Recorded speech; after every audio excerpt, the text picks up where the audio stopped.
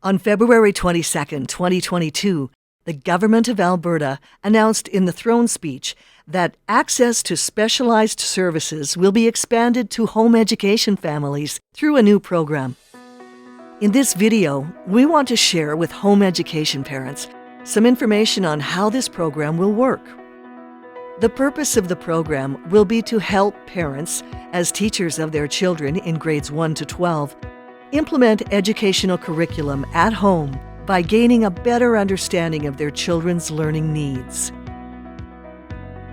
Beginning May 1st, home education parents in Alberta will be able to access support services from speech-language pathologists, occupational therapists, behavioral and mental health therapists, and psychologists. An online platform will be created from which parents will have access to a range of services, including workshops, virtual consultations, and resources. The approach taken to support home education students will be similar to the approach taken in schools.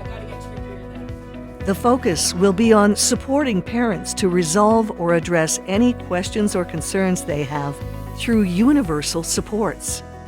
These supports will be available online and will include clinician-led online group parent workshops and learning sessions on a range of topics related to speech-language pathology, occupational therapy, and emotional behavioral supports. Virtual intake meetings where parents can share concerns about their children's learning difficulties with occupational therapy, speech-language pathology, psychologists, and behavioral mental health therapists. Virtual screenings, where clinicians can determine individual needs of home education students. Virtual consultations, to provide individual parents with strategies and resources that they can implement with their children. Virtual informal assessments in the area of speech-language, occupational therapy, and behavior. Formal in-person assessments if universal strategies and virtual services are insufficient for determining an individual student's learning needs. Virtual debriefing sessions and follow-up meetings so that clinicians can maintain continuity with parents to build skills at home. Supplementary resources for universal strategies located on the AISCA website on the Learner Supports webpage.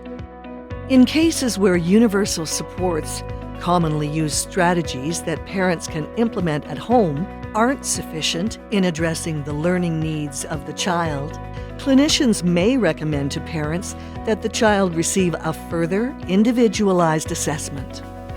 The purpose of this assessment will be to give parents a clear diagnosis of the learning needs and specific strategies for parents to use while they are educating their children at home.